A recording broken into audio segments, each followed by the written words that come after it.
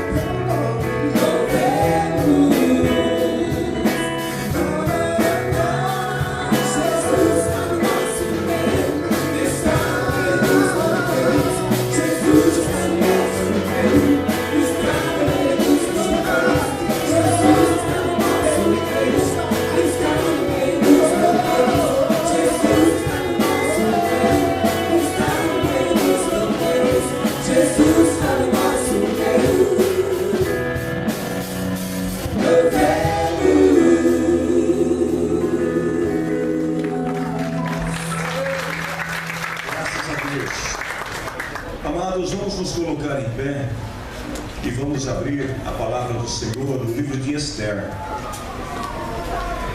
Esther capítulo 8, versículo 6. Eu estava na sexta-feira aqui na reunião de oração e não tem lugar melhor para a gente estar e buscar uma direção de Deus na sua palavra sobre o que devemos ministrar à igreja do Senhor.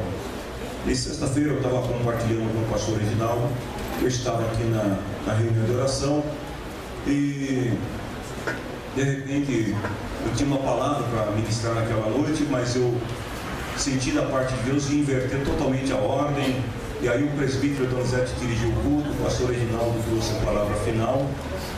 E aí quando ele abriu ali no livro de Esther, eu falei, aleluia, é isso que eu estava esperando, uma confirmação da parte do Senhor. E Deus é tremendo, porque acontecem algumas coisas aqui na reunião de oração. Outro dia nós estávamos aqui e eu pedi ao irmão Hélio que lesse uma palavra. E eu estava com a minha Bíblia aberta, mas eu estava distante do irmão Hélio. O irmão Hélio pegou e falou, vamos ler o livro tal, capítulo tal, versículo tal. Eu falei, já está aberto. Já estava em cima. Aí passou outro dia, a gente está aqui reunidos em oração. Aí eu falei assim, irmãos, hoje quem vai ler a palavra sou eu. E aí eu falei, vamos ler no livro tal, capítulo tal, versículo tal. O irmão Hélio falou, pastor, hoje é minha vez, já está aberto, está em cima aqui, ó. Deus sempre confirmando a sua palavra, e são coisas, são sinais, né, que para muitos pode parecer mera coincidência, mas que para nós tem sido sinais de aprovação da parte de Deus, de que o Senhor tem ouvido as nossas orações. Esther capítulo 8, versículo 6, se você ainda não encontrou o livro de Esther, é o livro que está antes do livro de Jó, antes do livro de Salmos, então está fácil de encontrar. Vamos ver o que diz a palavra do Senhor.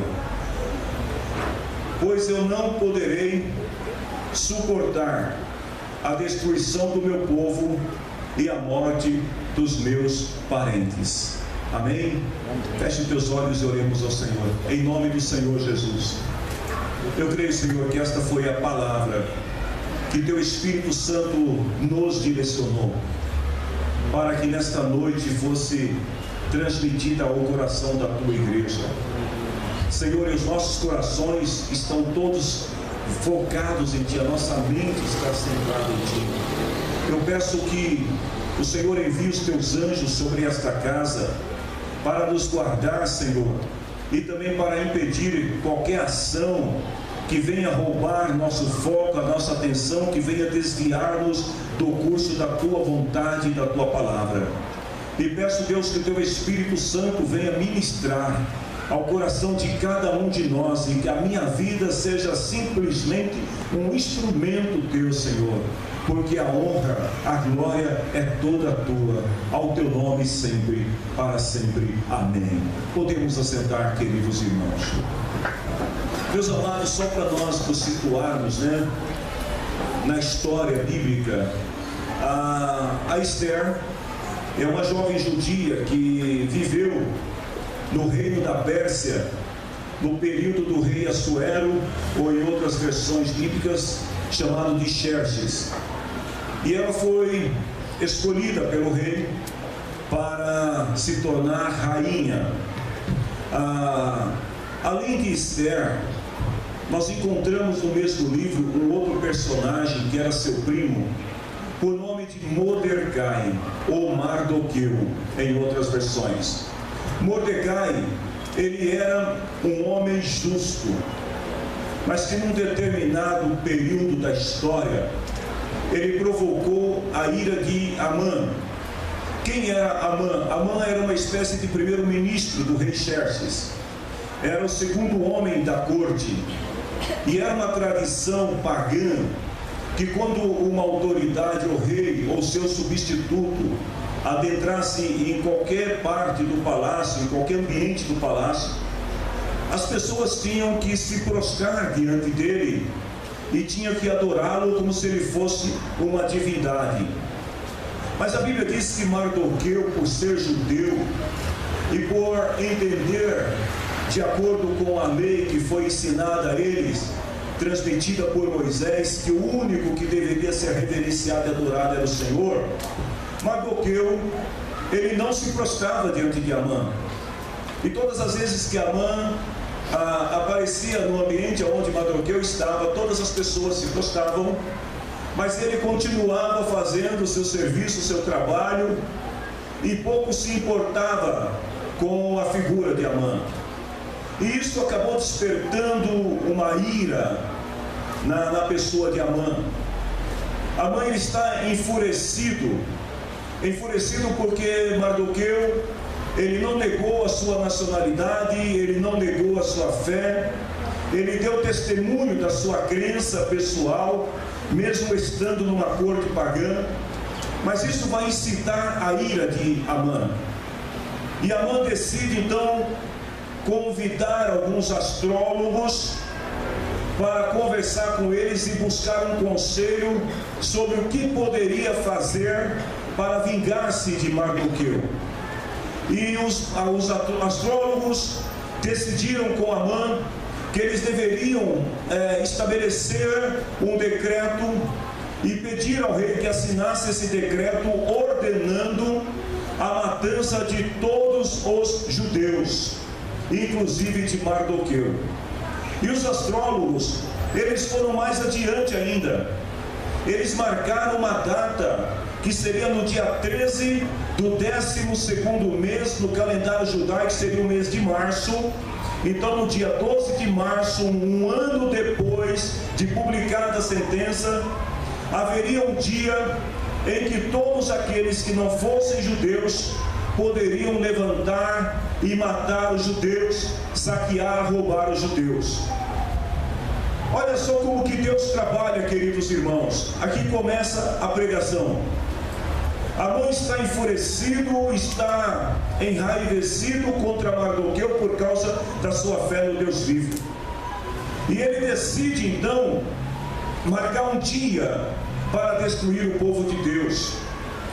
Ao consultar os astrólogos, ele comete o primeiro erro, porque a palavra do Senhor diz lá em Provérbios capítulo 16, versículo 33, que os homens jogam os dados sagrados para tirar sorte.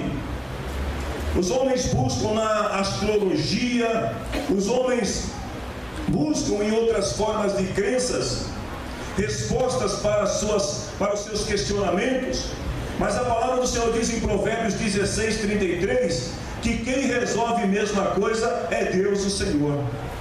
Os astrólogos, eles marcaram um ano depois da sentença, e aí a gente vê nisso uma providência divina. Era Deus já agindo para dar tempo ao seu povo de se preparar para a destruição que haveria de vir sobre eles.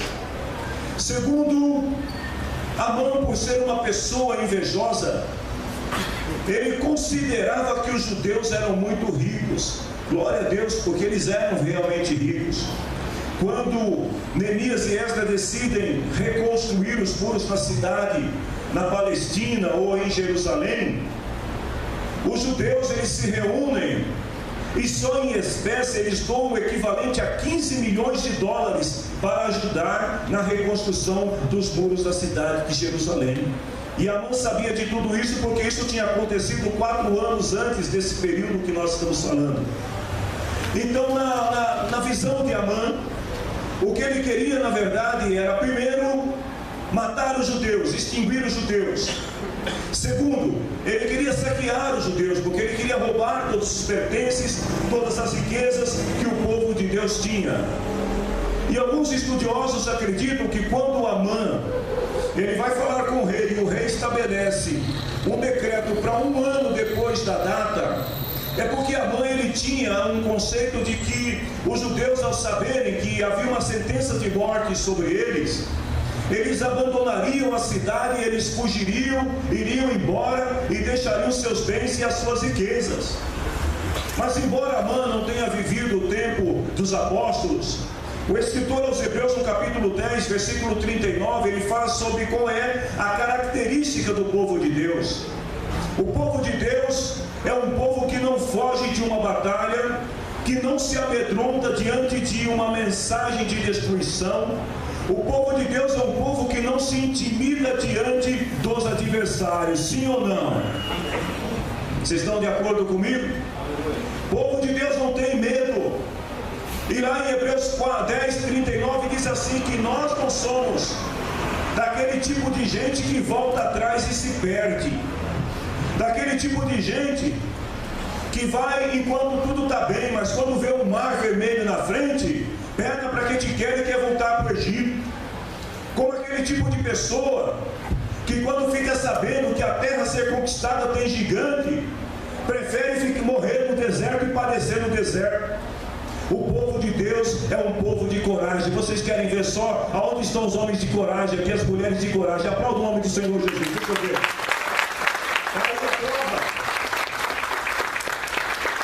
É um povo que não teme a adversidade. Então talvez, segundo alguns estudiosos, Amã, ele pensou o seguinte: eu vou dar um tempo para amedrontar esse povo, para colocar o medo no coração deles, e eles vão fugir amedrontados, porque eles vão ter medo da morte. Mas voltando lá para Hebreus No capítulo 10, 39, uma das características do povo de Deus é que o povo de Deus não volta atrás. Nós somos chamados para marchar para frente. Por isso que Jesus falou que as portas do inferno não prevalecem contra a sua igreja. A igreja marcha e o inferno tem que sair da frente, porque conosco está o comandante general, Jesus Cristo, nosso Senhor. Aleluia. O edito ou decreto que foi dado, a ordem do rei, dizia que no dia da matança todos os judeus teriam seus bens saqueados. E todo aquele que matasse um judeu, ele estaria fazendo um favor para o Estado, e ele poderia como prêmio ficar com parte dos bens do judeu que ele matasse. Será que você consegue entender, irmãos, a situação, o quadro, como que estava para o povo de Deus? Seria uma destruição em massa. Mas a palavra do Senhor diz que Mordecai, o homem que não escondeu a sua nacionalidade, o homem que provocou a ira de Amã, o homem que se declarou judeu e que por essa razão não aceitou se prostrar diante de nenhum homem, a palavra do Senhor diz que que Mardoqueu, ele era um homem tão convicto da sua fé, que lá em Esther capítulo 3, versículo 4, os seus colegas insistiam todos os dias com ele para que ele obedecesse a Amã e se prostrasse. Mas a Bíblia diz assim, não adiantava. Ele explicava que não obedecia porque era judeu. Todo dia os seus colegas diziam para ele, Mardoqueu, não tem nada demais, você só tem que, é só dobrar o joelho, é só beijar na mão do homem. Mardoqueu, a única coisa.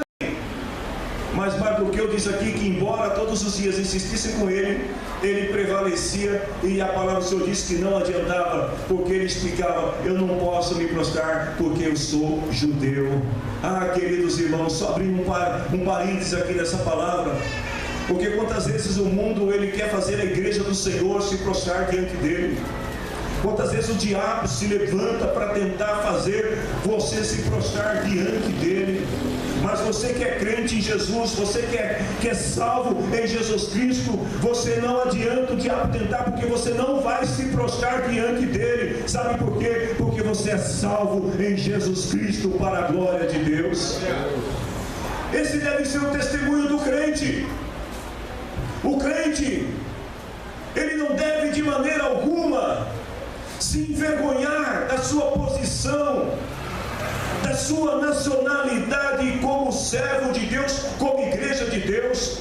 Todos vocês que estão aqui têm no mínimo duas nacionalidades, dupla nacionalidade. Alguns podem ter mais de duas, mas nós temos duas pelo menos. Nós somos brasileiros e somos cidadãos dos céus, amém? Então no mínimo a gente tem dupla nacionalidade. A gente não pode negar a nossa nacionalidade, porque lá em Lucas, no capítulo 12, versículo 9, Jesus diz assim, que aquele que disser publicamente que não é dele, ou seja, aquele que se envergonhar de Jesus, que negar Jesus publicamente, ele diz, o Filho do Homem também dirá diante dos anjos que essa pessoa não é dele. Então nós não podemos de maneira alguma negar, e Mardoqueu sabia disso, porque sobre os judeus estava a bênção do Senhor, a bênção de Abraão, de Isaac, de Jacó. Sobre os judeus havia uma promessa de Deus. E Mardoqueu sabia de tudo isso, que se ele negasse esse Deus, se ele negasse essa fé, ele estaria acreditando ao inimigo, dando ao inimigo autoridade para poder destruir a sua vida. Ele estaria perdendo a sua legitimidade como cidadão judeu. Se você puder me ajudar nessa pregação, olha para o irmão que está do teu lado e fala assim, nunca se dobre diante de outro ser que não seja Deus. Nunca. Ainda que seja um Amã na sua vida, um vice-rei, ainda que seja alguém importante, ainda que as pessoas que estão ao teu lado digam para você assim, só uma vez e basta, seja como Mardoqueu que disse, eu sou judeu, e que você diga, eu sou crente para a glória do Senhor Jesus.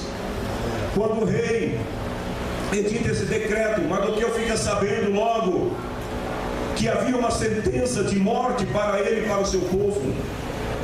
E a palavra do Senhor diz que Mardoqueu, que até então ele tinha livre acesso ao palácio do rei. Ele decide trocar as suas vestes de honra, e ele se veste de saco, ele se cobre de cinza, como sinal de tristeza. E a palavra do Senhor diz que todos os dias Mardoqueu ele ia para a porta do palácio, mas ele não entrava dentro do palácio, porque ele estava vestido de panos de sacos e coberto de cinza. Mas todos os dias ele andava em volta do palácio, para que as pessoas pudessem ver a sua indignação, a sua revolta, para que as pessoas pudessem ver a sua insatisfação em relação a uma lei, a um decreto que haveria de matar todos os judeus.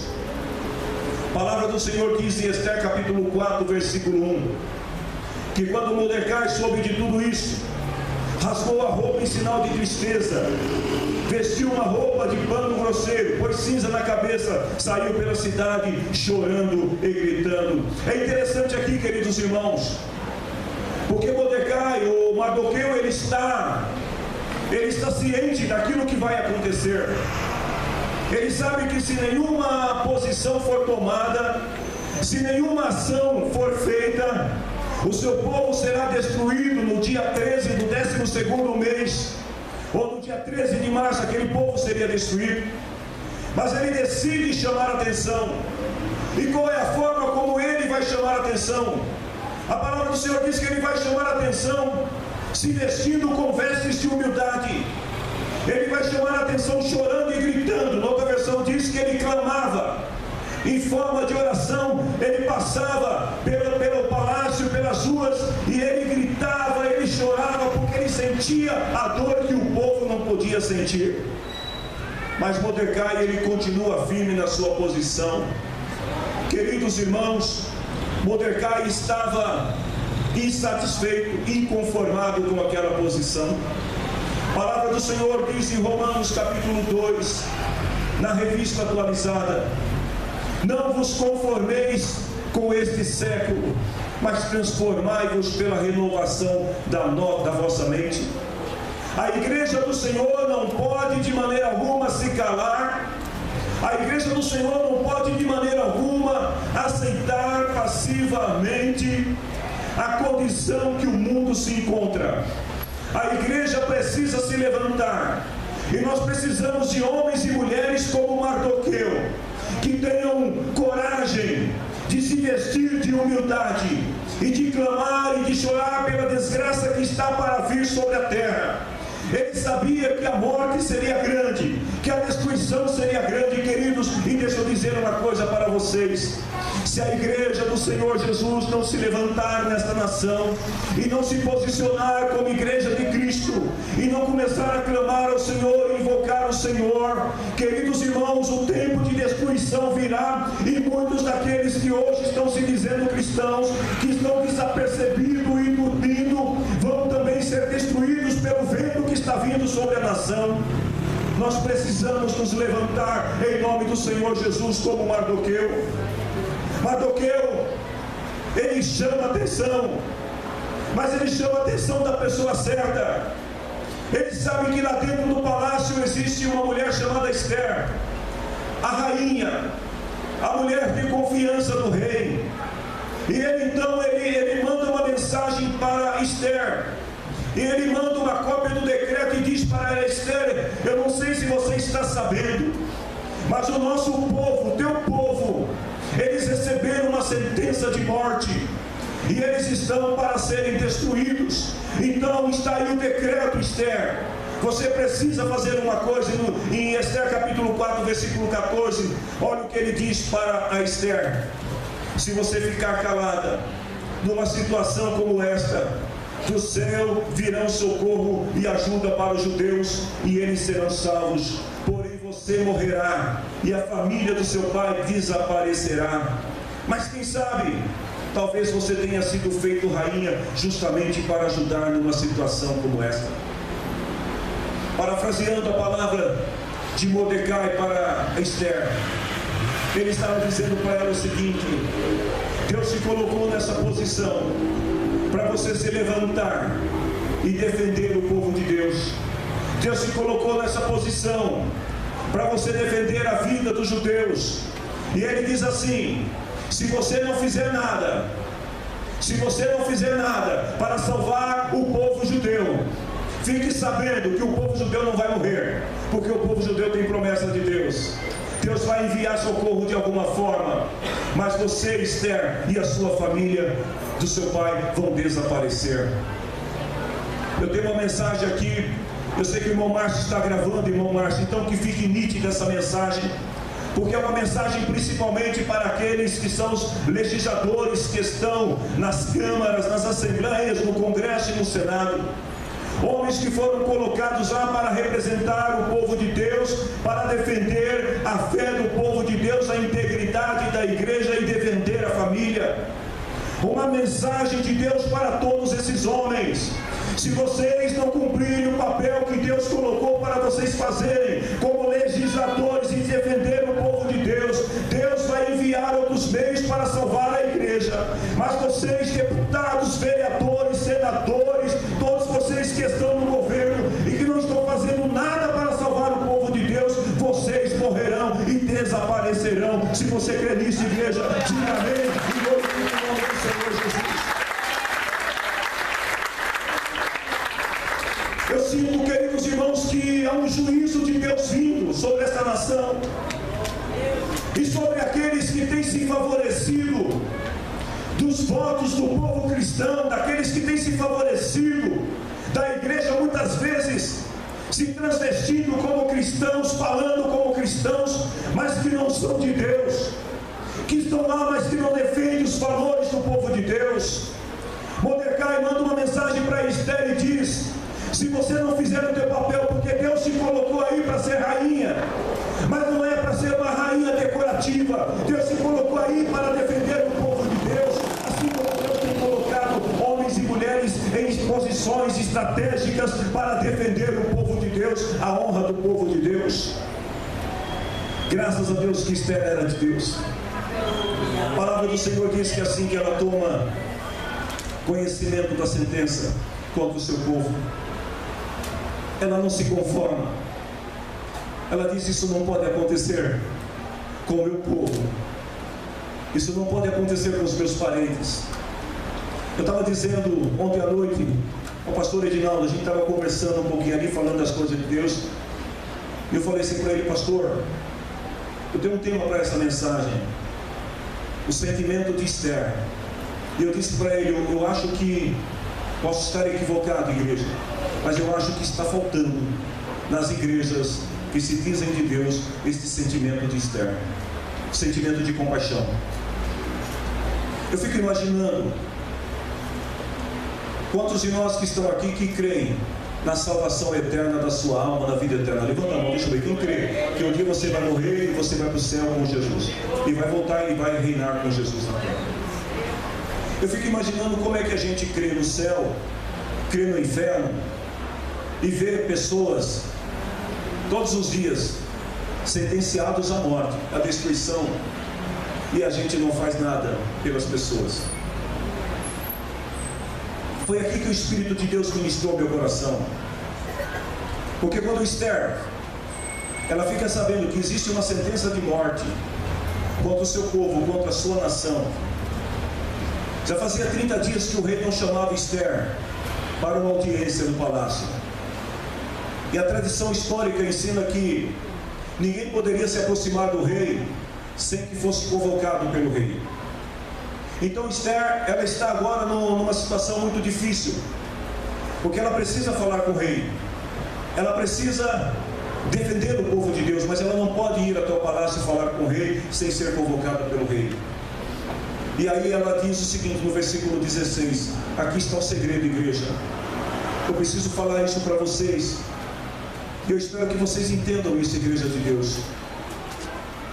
O segredo para vencer as sentenças de destruição que vem sobre sua casa, sobre sua família, sobre as pessoas que você conhece, sobre seus parentes, sobre a humanidade, ela passa pelo jejum e pela oração. Esther disse assim para Mardoqueu: vai e reúna todos os judeus que estiverem em Suzã. Reúne todos que você puder. Não é uma tarefa só para a rainha. Não era uma tarefa só para Mordecai, era uma tarefa para o povo. Reúne o povo. Todos vocês, jejuem e orem por mim. Durante 3 dias não comam, nem bebam nada, nem de dia, nem de noite. Eu e as minhas empregadas também jejuaremos. E depois, olha o que ela diz, eu irei falar com o rei, mesmo sendo contra a lei. Mesmo sendo contra a lei, diz ele, se eu tiver de morrer por causa disso, eu morrerei. O Senhor não está pedindo para que nós morramos por alguém, mas Ele está pedindo que a gente pelo menos tenha compaixão de alguém, e que nós sejamos capazes de desafiar uma ordem, uma sentença que já tenha sido dada de morte sobre a vida de alguém, de destruição sobre a vida de alguém, para trazer essa pessoa, salvar essa pessoa. Existe um prazo. Ontem eu dizia para o irmão, eu tinha 2 compromissos no dia de ontem. Eu tinha um compromisso com um pastor enviado do pastor Cláudio Martins, lá dos Estados Unidos. Esse pastor veio ontem para um seminário que eu deveria participar. Mas eu tinha também um encontro na casa de um irmão que marcou comigo há 3 meses atrás. Esse irmão pediu e falou, pastor, eu ponho na sua agenda, dia 7 de outubro, o senhor pode me visitar? E eu liguei para o pastor Cláudio e falei para ele, pastor Cláudio, o senhor é pastor como eu não posso deixar aqui na casa desse irmão, porque o seminário, depois o senhor grava, o senhor me manda o seminário, mas se eu perder a oportunidade de estar com esse irmão no dia de amanhã, pode ser que eu não tenha uma outra oportunidade. Queridos, deixa eu dizer uma coisa para vocês. Existem muitas pessoas que você cruza com ela todos os dias, na rua, nas conduções, no seu trabalho. Existem pessoas na sua família que já receberam sentenças, e você sabe que essas pessoas estão condenadas à morte, à destruição, porque você está vendo o vento, a ruína, a destruição se aproximando dessas pessoas. Antes que haja destruição, há sempre um anúncio. Antes que a destruição seja fatal, seja total, sempre existe um vento, uma sentença, um decreto, alguma coisa acontece no mundo espiritual para nos alertar que alguma coisa vai acontecer. E a verdade, queridos, é que muitas vezes Deus tem nos alertado, Deus tem mostrado para muitas pessoas que existem alguns que, se eles não forem salvos a tempo, eles vão ser destruídos e vão ser desalojados da terra. Mas nós não estamos fazendo nada, porque está faltando esse sentimento de Esther, esse sentimento de compaixão, de quem diz que acredita que vai para o céu, mas é tão egoísta que não é capaz de convidar o outro para ir para o mesmo céu que ele, e deixa o outro ir para o inferno. Como que a gente pode dizer que nós vamos para o céu, mas a gente vê as outras pessoas indo para o inferno e a gente não clama por elas, a gente não ora por elas, a gente não chora por elas, a gente não ajuda elas, a gente não faz nada, absolutamente nada. A gente vem para a igreja como se fosse um programa, mais um programa religioso, e nada mais do que isso. Mas aqui estava uma mulher que, quando ela fica sabendo que há uma sentença sobre o seu povo, ela decide que ela precisa fazer alguma coisa. Se você puder me ajudar nessa pregação, eu peço que você diga para a pessoa que está do teu lado, você precisa fazer alguma coisa. Diga para a pessoa, você precisa salvar alguém. Nós não podemos deixar que as pessoas continuem morrendo literalmente, morrendo moralmente, morrendo espiritualmente. As pessoas estão morrendo todos os dias ao nosso redor, e a gente não faz absolutamente nada. A gente acha que tudo está normal. Nos dias do profeta Joel não era diferente. O povo estava distante de Deus e o povo estava sendo destruído. Joel capítulo 2, versículo 17. Escute o que o Senhor falou para o profeta Joel. Antes que ele desse a promessa de um reavivamento, antes que viesse a promessa da descida do Espírito Santo sobre toda a nação, o Senhor disse assim para Joel: vocês sacerdotes, os sacerdotes eram como os pastores do templo, como os obreiros do templo. Vocês sacerdotes que no pátio do templo servem a Deus o Senhor, chorem e façam esta oração. Qual era a oração que Deus estava pedindo para que o profeta ensinasse os sacerdotes a fazer? Ó Deus, não castigue o teu povo, não nos humilhe diante dos outros povos, para que eles venham caçoar de nós e perguntar: onde está o Deus de vocês? Queridos, nós precisamos clamar, nós precisamos buscar no nosso Deus o poder para que a igreja do Senhor seja uma igreja vitoriosa, porque nós não podemos aceitar de maneira alguma uma sentença de destruição, seja sobre a tua vida, meu irmão, ou seja sobre a vida de quem quer que seja que nós conhecemos. Esther fala com o rei, mas o rei diz: eu não posso voltar atrás, a sentença já foi dada. Mas ele faz uma coisa, ele entrega o seu anel para ela. O anel do rei era como se fosse hoje, eu poderia dizer que seria como uma procuração, dando plenos poderes para Esther fazer o que quisesse em nome do rei. Ele entrega para ela o seu anel e fala assim, lá em Esther capítulo 8, versículo 8: escreva o que quiserem aos judeus, assine meu nome e selem cartas com meu anel. Olha só o poder da oração, o poder de quem ora, o poder de quem intercede, o poder de quem jejua. Ela não falou com o rei sem antes orar, ela não tomou decisão sem antes orar. Mas agora, depois da oração, Deus quebra, Deus move o coração do rei. Dá o meu anel, escreva o que você quiser. Deixa eu perguntar para você aqui nesta noite: se alguém lhe desse plenos poderes, como o rei Assuero deu para Esther, para escrever o que quisesse, o que você escreveria? Se você tivesse a oportunidade para mudar o mundo à sua volta, sabendo que algumas pessoas que você conhece estão indo para a destruição, e não há como reverter essa situação, não há como mudar essa ordem, mas você pode fazer alguma coisa, o que você escreveria nesta carta? O que foi que Esther escreveu? Primeiro, ela escreveu assim para os judeus: autorização para que todos os judeus das cidades do reino pudessem se organizar e se defender contra qualquer ataque.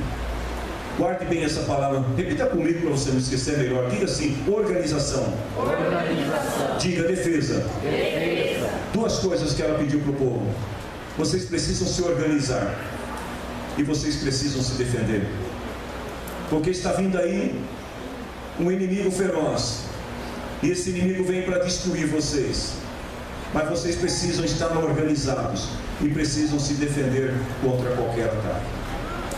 Segunda coisa que ela colocou no decreto: que se homens amados de qualquer povo ou qualquer província do reino atacassem os judeus, eles tinham autoridade para combatê-los e para matá-los. Então diga comigo: autoridade. Autoridade. Para você não esquecer, diga organização. Organização. Defesa. E autoridade. Por fim, ela disse para os judeus que eles poderiam acabar com todos os inimigos, extinguir totalmente os inimigos, os grandes e os menores, e ficar com seus bens. Então, por último, diga comigo: recompensa. Recompensa. O decreto de Esther contemplava 4 coisas. Primeiro, organização. Então diga comigo de novo, você não esquecer: organização. Organização. Defesa. Defesa. Qual é o terceiro mesmo? Autoridade. Qual é o quarto? Recompensa. Deus estava dando estratégias para o seu povo. Deus estava dizendo para o seu povo exatamente como que eles deveriam fazer. Não havia como reverter a sentença. Ou seja, o decreto já tinha sido dado, já tinha sido ordenado, e aquilo que haveria de acontecer, ia acontecer. Queridos, deixa eu dizer uma coisa para você: Às vezes você vai orar ao Senhor e você fica falando assim para Deus mudar a sua situação. Tem gente que ora e fala assim: Senhor, muda esse quadro, muda essa situação. Eu tenho uma triste notícia para você: Deus não vai mudar essa situação e não vai mudar esse quadro. Pastor, então eu estou perdida, eu estou perdido. Não, você só precisa ter uma estratégia, se organizar, se defender. Você só precisa se preparar para enfrentar o inimigo que vai se levantar contra você. Olha para o irmão que está ao teu lado, dá uma cutucada nele, que ele está quase dormindo, e fala assim para ele: irmão, prepara-te. E fala para ele: fica preparado, irmão. Nós não sabemos quando vai vir a luta, mas você precisa estar preparado. Quando Mordecai recebe das mãos de Esther a contra-ordem, vamos dizer assim, o contra-decreto, não sei se existe esse termo, se não existe, eu acabo de criar, contra-decreto. Ele pega aquele contra-decreto e ele sai, ele tira a roupa de sacos, ele se lava, se banha, tira a cinza. E lá em Esther capítulo 8, versículo 15 e 16 diz assim: que Mordecai saiu do palácio usando uma roupa real, azul e branca, com uma grande coroa de ouro na cabeça, uma capa vermelha de linho fino. E todos os moradores de Suzã ficaram muito contentes, soltaram gritos de alegria, e para os judeus brilhou a luz da felicidade, da alegria e da vitória. Sabe o que é isso? Atitude de vencedor. Fala para o teu irmão aí: irmão, desperta, tem atitude de vencedor. O que é ter uma atitude de vencedor? Uma vez que o Senhor já tinha determinado, através do decreto de Esther, que havia, o inimigo deu uma ordem, mas Deus deu uma contra-ordem. Então agora ele está de posse da palavra do Senhor, e ele muda a sua posição de um homem desesperado para um homem cheio de esperança. E agora Mordecai, ele está vestido com a realeza, porque ele sabe que vai vencer em nome do Senhor Jesus. Gente, só quem tem certeza que vai vencer aqui em nome do Senhor Jesus, aplaude a ele. Eu te convido nesta noite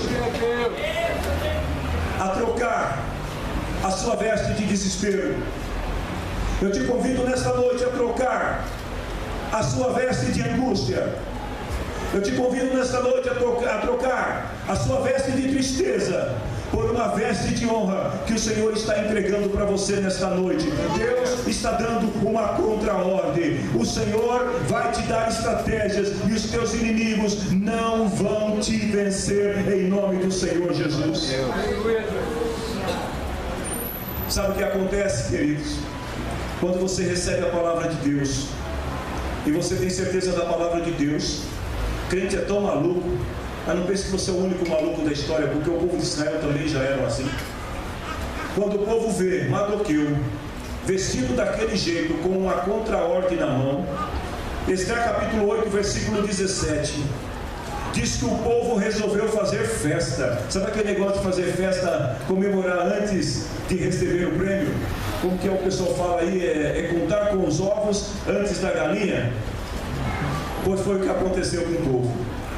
O povo estava tão cheio de fé, o povo estava tão convicto que aquela ordem, aquele decreto de Esther, era o decreto de Deus que daria vitória para o povo, que no versículo 17 diz que em todas as cidades do reino, onde foi lida a ordem do rei, os judeus ficaram felizes, se alegraram, comemoraram com festas e banquetes. E além disso, entre os vários povos do reino, muitos se tornaram judeus, porque ficaram com medo dos judeus.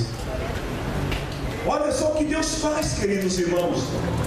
Não só o seu povo está celebrando uma vitória que ainda não aconteceu, como a alegria e a esperança do povo de Deus leva os inimigos a se associar a eles e pedir perdão para eles, para poder comemorar com eles a vitória. Terceira coisa, guarde isso que eu vou te dizer agora, irmão. A vitória que Deus te dá, ela pode envolver pessoas estranhas que você não conhece. Pode ser que Deus coloque pessoas estranhas na tua vida que você nunca viu. O povo de Israel já estava satisfeito, o povo de Israel já estava comemorando, mas aí em Esther capítulo 9, versículo 3, diz que aconteceu um fato inusitado. Quem tem fé, coisas inusitadas acontecem na tua vida. Amém? Mas é só para quem tem fé. Esther 9:3 diz assim: todos os oficiais das províncias, os chefes de vários povos, representantes do rei, governadores da província, ajudaram os judeus, porque tinham medo de Mordecai. Até quem deveria estar contra, agora está a favor do povo de Deus. A grande virada acontece como fruto de intercessão. A intercessão de Esther foi a grande responsável pela virada do povo de Deus. Eu fico imaginando quem seria Esther nos dias de hoje. Esther representa a igreja de Cristo, a igreja que se preocupa com a sua missão, a igreja que busca reverter decretos de destruição sobre a vida das pessoas. Lá em Tiago capítulo 5, versículo 15 até o versículo 18, a palavra do Senhor diz que a intercessão, ela traz o milagre de Deus até nós. Lá diz assim que a oração feita com fé, ela salva a pessoa doente. O Senhor dá saúde, o Senhor perdoa pecados de quem tiver cometido. Olha o poder da tua oração, irmão. E continua mais ainda, diz no versículo 16, lá no finalzinho do versículo 16: façam orações uns pelos outros, para que vocês sejam curados, pois a oração de uma pessoa obediente a Deus tem muito poder. Se você é obediente a Deus, a tua oração é poderosa. Amém? Aí ele diz assim: o profeta Elias era um ser humano como nós. Elias era um homem obediente a Deus, e a Bíblia diz que ele orou com fervor para que não chovesse, e durante 3 anos e meio não choveu sobre a terra. Depois Elias orou outra vez, e então choveu, e a terra deu a sua colheita. Se coloque em pé em nome do Senhor Jesus. Deus quer que nós tenhamos o mesmo sentimento de Esther. Queridos, escute isso que eu vou lhe dizer agora. Você não pode aceitar que os inimigos destruam tua casa, tua família, teus amigos, os teus bens, as pessoas que você conhece de perto e de longe. Você não pode simplesmente se conformar com uma sentença de destruição. Nós não podemos simplesmente dizer que o problema dos outros não é o nosso problema. Precisamos ser como Esther. Eu não poderei suportar a destruição do meu povo e a morte dos meus parentes. Pense que você pode ser convidado nessa semana para ir ao velório de alguém que você conheceu. Escute isso. Você pode ser convidado nessa semana para ir ao velório de alguém que você conheceu e que você teve a oportunidade de falar de Jesus para essa pessoa e você não falou. E aí eu te pergunto: como você pode suportar a destruição do outro? Como você pode suportar a morte de seus parentes, de pessoas queridas, sem fazer nada, sem interceder por eles? Nós não podemos estar insensíveis, queridos. Nós não podemos estar insensíveis quanto aos nossos parentes, aos nossos amigos. Nós não podemos estar insensíveis quanto aos problemas que estão acontecendo na nossa nação e no mundo. Existem decretos de destruição, mas se você e Deus, eles eram na brincadeira. Existem pessoas que têm um coração tão insensível que eles até vêm à igreja para te fazer companhia, mas o coração está distante de Deus. Nós podemos reverter esses decretos de destruição da vida dessas pessoas com uma única arma: igreja do Senhor, jejum e oração. Não existe outra arma. Eu dizia para um pastor ontem que eu cansei das estratégias e dos programas naturais. Eu cansei de inventar modas. Eu cansei de querer ser o bobo da corte para atrair pessoas. E decidi que a única forma de nós revertermos os decretos de destruição na vida das pessoas é orando por essas pessoas, é chorando por essas pessoas, é vendo a desgraça e a destruição que aqueles não estão vendo. Porque quando Esther está ali chorando pelo seu povo, as crianças judias estavam brincando nas ruas. Os seus pais, suas mães, muitos deles estavam dizendo: isso não vai acontecer. Mas alguém estava chorando, estava clamando por elas. Talvez você queira nesta noite fazer parte desse grupo, desse movimento de intercessão. Eu creio que Deus pode salvar os meus vizinhos. Eu creio que Deus pode salvar esses vizinhos que estão aqui. Eu creio que Deus pode salvar os teus vizinhos, pode salvar os teus parentes. Eu creio que Deus pode salvar teu filho. Deus pode salvar a tua filha. Deus pode salvar o teu esposo. Deus pode salvar a tua esposa. Deus pode salvar o teu colega no trabalho. Porque a palavra do Senhor diz em João 3,16 que o amor de Deus pelo mundo, ele foi tão grande que Deus deu seu próprio Filho, para que todo aquele que nele crê não morra, mas tenha a vida eterna. E enquanto pudermos, nós vamos clamar como Esther, nós vamos interceder como Esther, nós vamos chorar como Esther e não vamos aceitar. Eu vejo cristãos, às vezes, nas redes sociais, se conformando com essa devassidão moral que está acontecendo em nosso país. Eu vejo muitos cristãos achando tudo muito normal, mas nós que temos o Espírito de Cristo e que temos o sentimento de Cristo, que é o mesmo sentimento que teve Esther pelo seu povo, o mesmo sentimento que Joel teve pelo seu povo, quando ele disse para os sacerdotes: chorem, clamem, jejuem pelo povo. E aí o Senhor disse para Joel assim: depois desses dias, Joel, eu vou derramar o meu Espírito sobre toda a carne. E eu creio que o Espírito de Deus virá também sobre todos aqueles que são alvos de nossas orações. E nós vamos ver a glória de Deus salvando famílias, restaurando famílias. Vamos ver pessoas sendo libertas do poder da destruição, porque Deus está dando uma contra-ordem nesta noite, para que não haja destruição sobre aqueles que você está intercedendo por eles. Eu quero orar contigo em nome do Senhor Jesus. Eu gostaria que neste momento você voltasse o seu coração e a sua mente para as pessoas que você conhece, que você sabe que elas precisam ser salvas pelo Senhor.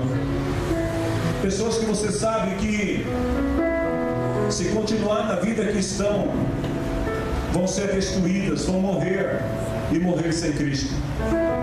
Eu quero te pedir neste momento para que você deixe que esse mesmo sentimento de Esther venha invadir o teu coração. Comece a olhar para essa pessoa. Veja a destruição, a sentença já foi dada. Mas veja também nesta noite o Senhor te dando uma contra-ordem e dizendo: eu ouvi a tua oração, eu vou atender o teu clamor, a tua intercessão, e eu vou salvar aquela pessoa, porque você clamou, porque você buscou, porque você chorou.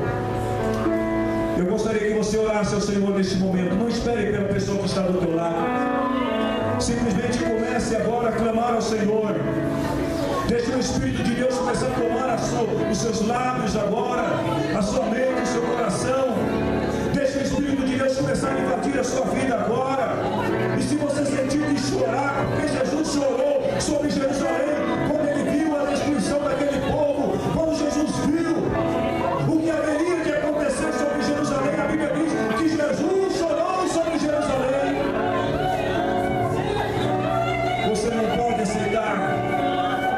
Eu não posso aceitar. Em nome do Senhor Jesus. Toda sentença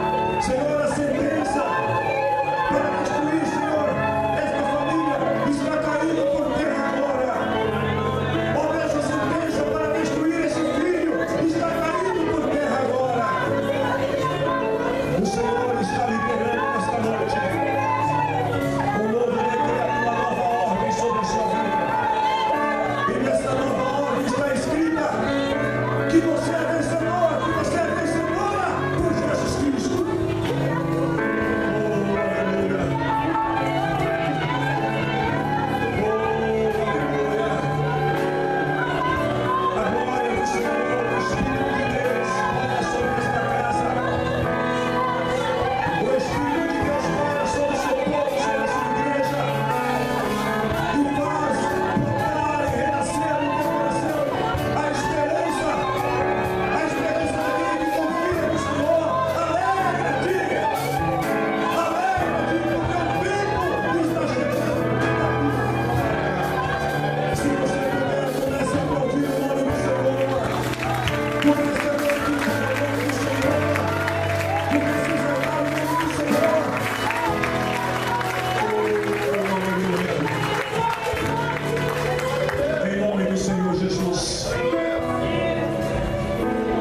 Se você sentiu que a palavra de Deus falou no teu coração nessa noite, eu gostaria que você se voltasse para a pessoa que está à tua direita ou à sua esquerda e que você proferisse sobre a vida dela uma palavra de bênção agora. O que eu vou falar? Não sei, deixa o Espírito de Deus usar a tua vida aí agora. Abra essa boca de profeta.